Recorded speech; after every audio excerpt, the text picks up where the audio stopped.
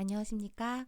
저는 프랑스 라로셸 대학교 응용외국어학과 한국어 전공의 홍소라 교수입니다. 올해로 5년째 저희 학교하고 한불 언어 교환 프로그램을 하고 계신데요. 이번에도 함께 해주셔서 아주 감사합니다. 이런 언어 교환 프로그램들을 통해서 우리 학생들이 서로 언어 외국어 학습에 도움을 받을 뿐만 아니라 문화 교류에도 어떤 경험을 할 수 있게 되는 것 같아서 아주 보람차고 반갑습니다. 우선 라로셸을 소개해드리고 싶습니다. 라로셸은 프랑스의 중서부, 그러니까 조금 더 정확하게 말하면 아래로는 보르도, 그리고 북쪽으로는 넝뜨가 있는데요. 보르도와 넝뜨 사이에 위치한 항구 도시입니다. 중세 시대에 이미 와인과 소금 무역의 중심지였고, 또 천주교, 그러니까 카톨릭이 강세였던 프랑스의 다른 지역과 달리 역사적으로 기독교가 강세를 보인 곳이기도 합니다. 영국과 굉장히 긴밀한 역사적인 관계를 맺고 있고요. 또 항구 도시라서 국제 무역이 발달했고, 또한 유럽에서 신대륙 발견이라고 불리던 그 시기에 아메리카로 거주하는 아메리카로 이주하는 죄송합니다. 출발점 중에 한 곳이 되기도 했습니다. 오늘날에는 그 프랑코포니 축제 혹시 들어보셨을까요? 프랑스의 대중음악 축제 중에 대표적이죠. 이런 것들이라던가 혹은 뭐 아쿠아리움, 그러니까 프랑스에서 가장 큰 수족관이 있기도 하고 등등 프랑스의 대표적인 여름 관광지인데요. 한국에는 아직 잘 알려지지 않은 것이 사실입니다. 라로셸 도시는 그렇게 크지 않아요. 그래서 라로셸 대학교도 보통 따이유멘, 그러니까 인간적인 규모라고 하는데 작습니다. 이전에 프랑스가 그러니까 파리라던가 뭐 마르세유라던가 리옹 같은 대도시뿐만 아니라 이웃에, 그러니까 작은 도시에 대학을 세우는 그런 정책을 펼친 적이 있었는데요. 그 일환으로 만들어진 대학 중에 하나고요. 지금 보시다시피 여기 이쪽이 라로셸의 시내이고, 여기 보면 이제 항구가 있는데요. 라로셸 대학교는 이 미님이라는 동네에 곳곳에 산재해 있습니다. 사실 미님이라는 동네는 라로셸 대학교가 세워지기 전에는 거의 사람이 별로 살지 않은 곳이었다고 합니다. 그런데 대학이 생기면서 그 근처에 편의시설이라던가 주거시설 등이 생기게 된 곳입니다. 여기 저희 대학 도서관이 보이고요. 대학 도서관에서 한 2분 정도 걸어가면 바로 바다가 나옵니다. 도서관 바로 앞에는 한국어라던가 아니면 인문학 강의들이 주로 이제 진행이 되는 인문학관이 있고요. 그 바로 옆에 이제 국제관이 있어서 여러분이 혹시 교환학생을 오시게 되면 보통 이곳에서 많이 생활을 하시게 될 거예요. 조금 더 내려오면 이곳에는 스왑스라고 하는 그러니까 스포츠 시설이 있는데요. 라로셸의 대학생이라면 교환학생들도 마찬가지고 거의 무료로 모든 체육 활동들을 즐길 수 있습니다. 라로셸 대학교가 항구에 있다 보니까 해양 스포츠도 사실 굉장히 그 체육 활동 중에 많은데요. 그런 것들도 즐겨볼 수 있겠습니다. 라로셸 대학교는 프랑스에서 한국어를 전공할 수 있는 7개 대학교 중에 한 곳입니다. 특히 응용 외국어 학과 영어 한국어 전공이 프랑스에서 가장 먼저 설치된 학교이기도 합니다. 2025년 9월 현재 총 300명 정도의 학생들이 한국어를 라로셸 대학교에서 배우고 있고요.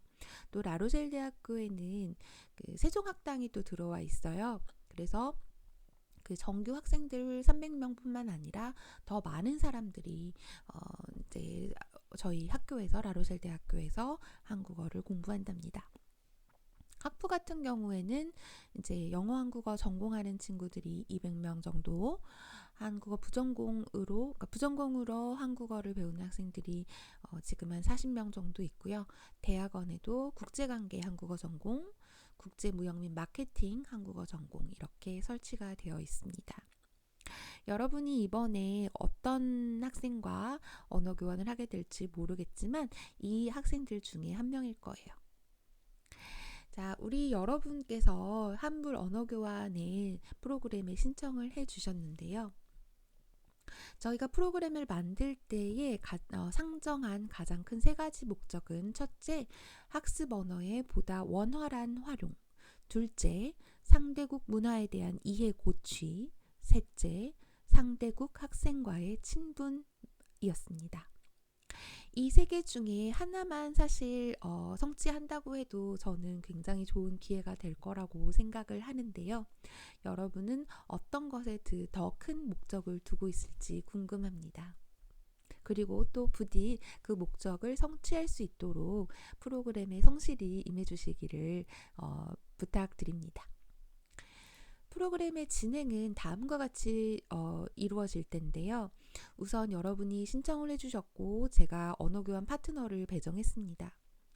파트너를 배정할 때는 최대한 여러분의 프랑스어 수준과 여러분 파트너의 한국어 수준이 비슷할 수 있도록 배정을 하려고 노력했습니다만 매번 프로그램을 신청해 주시는 분들의 프로필이 좀 달라지기 때문에 조금 본인의 파트너가 본인이 프랑스어를 하는 것보다 한국어를 더 못하거나 잘하더라도 아마 잘할 가능성 별로 없을 것 같긴 한데 그렇더라도 이해를 해주시면 감사하겠습니다.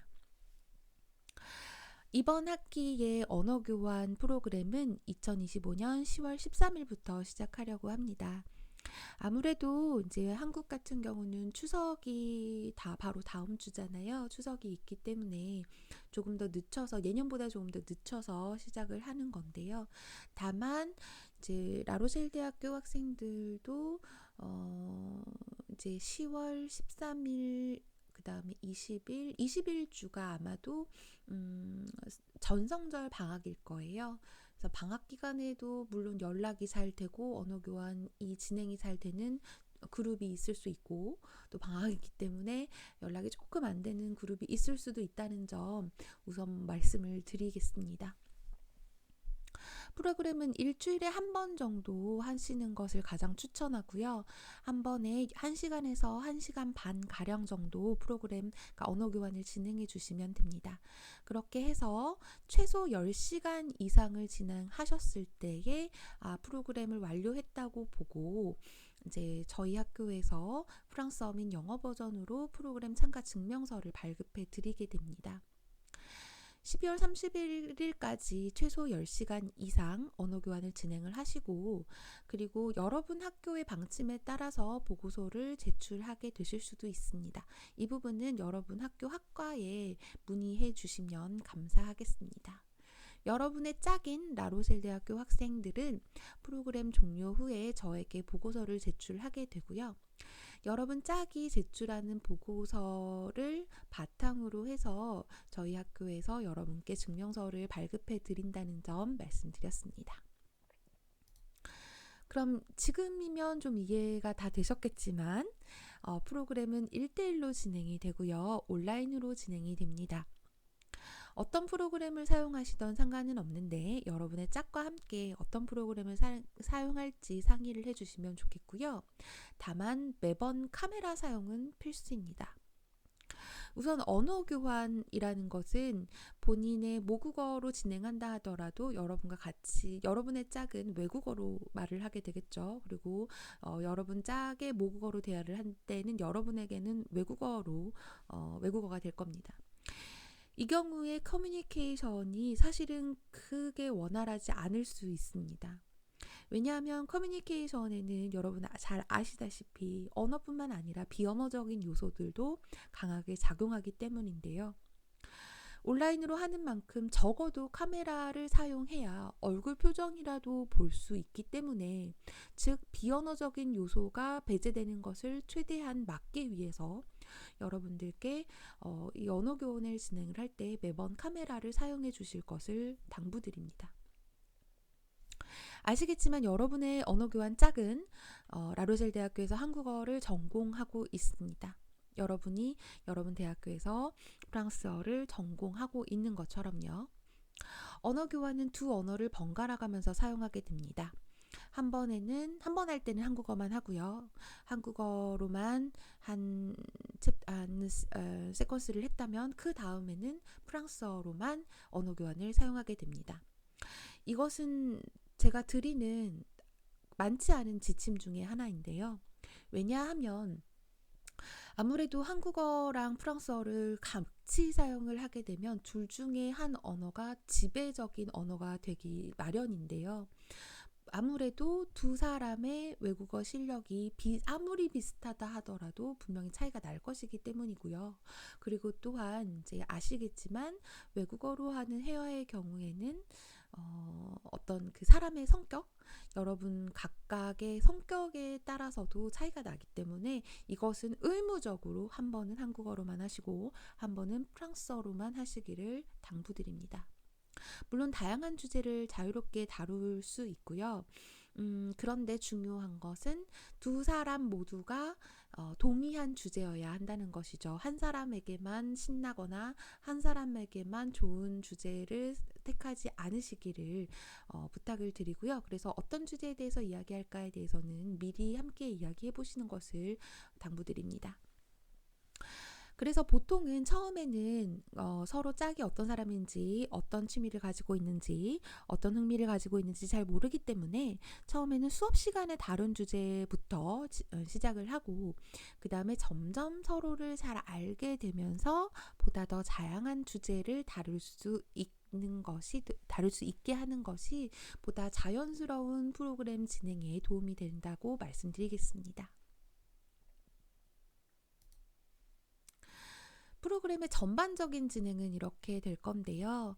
이제 13일부터 19일, 그래서 2주에는 자기소개를 하고 자유로이 이야기를 하고요. 이때 그 다음에는 이제 한 주에 한 번씩 번갈아 가면서 한국어, 프랑스어 이렇게 하게 됩니다. 그리고 마지막에 저는 이제 저희 학교 학생들은 1월 15일까지 보고서를 제출하게 됩니다. 프로그램에서 언어 교환을 통해서 여러분이 할 수 있는 것들은 여러 가지가 있는데 우선 여러분이 프랑스어 수업에서 배운 내용을 한국어로 설명할 수도 있을 것 같아요. 그렇게 되면 외국인 학습자의 이해를 위해 쉬운 어휘와 문장 구조를 사용해야 하므로 본인이 수업 중에 학습한 내용을 완벽히 숙지하고 어떻게 설명할 것인지 미리 고민해야 함.